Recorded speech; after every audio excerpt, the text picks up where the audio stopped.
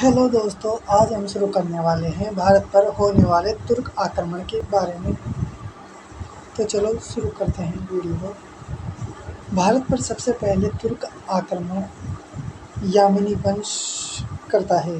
यामिनी वंश को गजनी वंश कहा जाता है। यामिनी वंश को गजनवी वंश कहने का कारण है क्योंकि सबसे पहले तुर्क आकर अफगानिस्तान में बसे थे। अफगानिस्तान में एक जगह गजनी, जहाँ पर आकर रहे थे। गजनी वंश का संस्थापक था अल्पतगीन।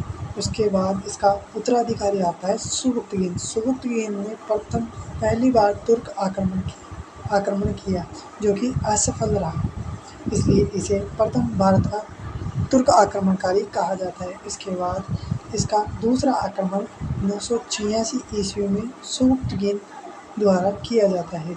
भारत पर प्रथम तुर्क आक्रमण हिंदू शाही वंश जयपाल शासक के विरुद्ध हुआ, जो कि सफल आक्रमण रहा। उसके बाद गजनवी वंश का उत्तराधिकारी आता है महमूद गजनवी, जिसे प्रधान शासक कहा जाता है। ये 998 ईस्वी पर यह गद्दी पर बैठता है। सुल्तान और गाजी की उपाधि धारण करने वाला यह गजनवी वंश का प्रथम शासक था। इसके बाद आगे चलते 998 ईस्वी में इसने गद्दी धारण करी, सुल्तान एवं गाजी की उपाधि धारण करी। इसके अन्य नाम, जो कि इसकी उपाधियाँ भी थी, यामिन उल दौला। यामिन उल दौला इसे इसलिए प्राप्त थी क्योंकि इसे यामिनी यानी गजनवी वंश का विश्वासी शासक माना जाता था। यामिन उल बिल्लाह, जिसका अर्थ है रक्षा करने वाला शासक। मूर्ति भंजक, जिसका अर्थ होता है मूर्ति को नष्ट करने वाला, कि इसने अनेक मंदिरों को लूटा व उन मंदिरों को नष्ट कराया तथा उनकी मूर्तियों को नष्ट कराया, इसलिए इसे मूर्ति भंजक शासक कहा जाता है। और इसकी अन्य उपाधि थी बुद्ध किशन। भारत पर इसका प्रथम आक्रमण था 1000 AD यानी 1000 ईस्वी में हुआ था, जो कि जिसका हमें कोई प्रमाण नहीं मिलता। इसका सफल प्रथम आक्रमण था 1000 ईस्वी में, एनो डोमिनी यानी ईस्वी में, जिसे हम बेहिंद के युद्ध के नाम से जानते हैं, जो कि जयपाल के विरुद्ध हुआ था, जिसमें मोहम्मद गौरी की महमूद गजनवी जीता था। महमूद गजनवी ने भारत पर कुल 17 बार आक्रमण किया, जिसमें से प्रमुख आक्रमण थे इसके 1005 में इसने मुल्तान पर आक्रमण किया था, वहाँ पर खूब लूटपाट करी। उसके बाद 1008 में कांगड़ा, जो कि हिमाचल प्रदेश में देवी का मंदिर, उसे खूब लूटा। 1018 में कन्नौज पर आक्रमण करता है, जहाँ का शासक राज्यपाल गुजर था, जो कि गुजर वंश से था।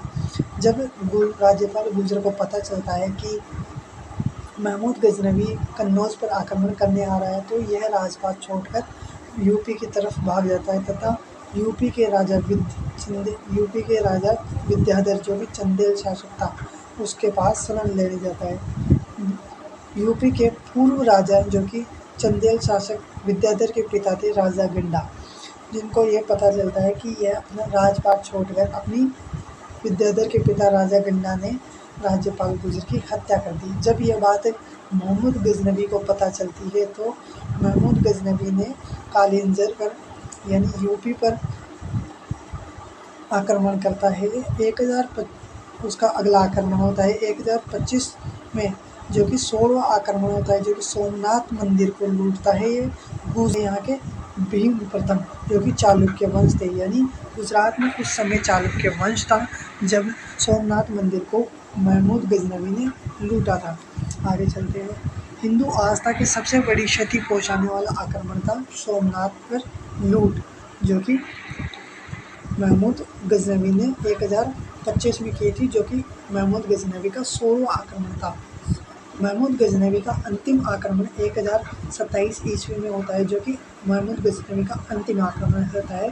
खोखरों के विरुद्ध यह आक्रमण होता है और 1030 में महमूद गजनवी की मृत्यु हो जाती है। आगे चलते हैं।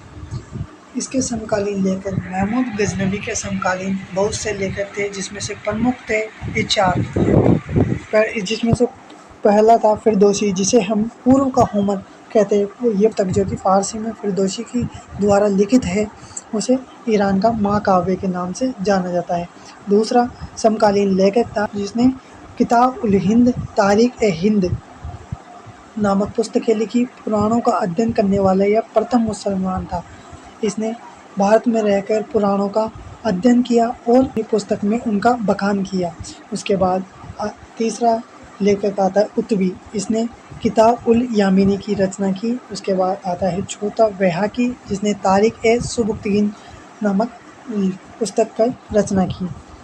देन अगर आपको वीडियो पसंद आई तो वीडियो को लाइक करें, हमारे चैनल को सब्सक्राइब करें तथा बेल आइकन को दबाना ना भूलें। Thank you.